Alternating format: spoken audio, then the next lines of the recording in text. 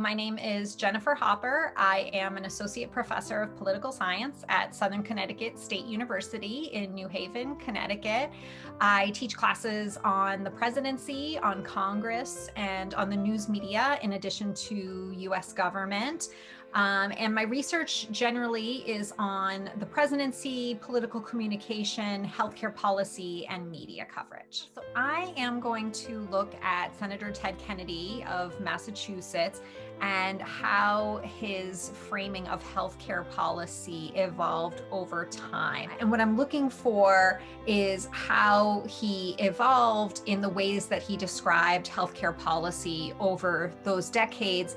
And the reason that I'm looking at that is because I want to try to explain the larger trajectory of the public debate around healthcare in the United States over a much longer period. I think it's really interesting to compare and contrast then this persistent conservative direction that the healthcare policy debate was going in for many decades.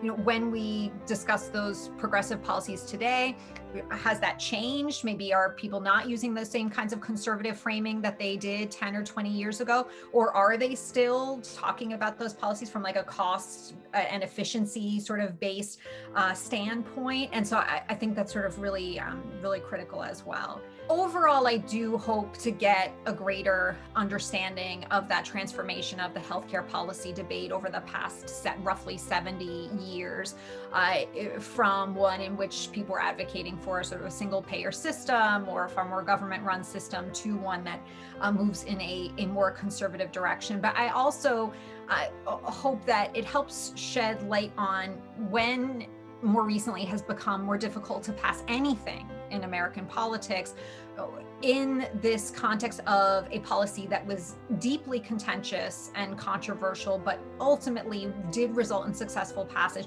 What was the groundwork that was laid in terms of the rhetorical choices and the framing that politicians were using during that era that maybe led to that possibility of passing a law like that?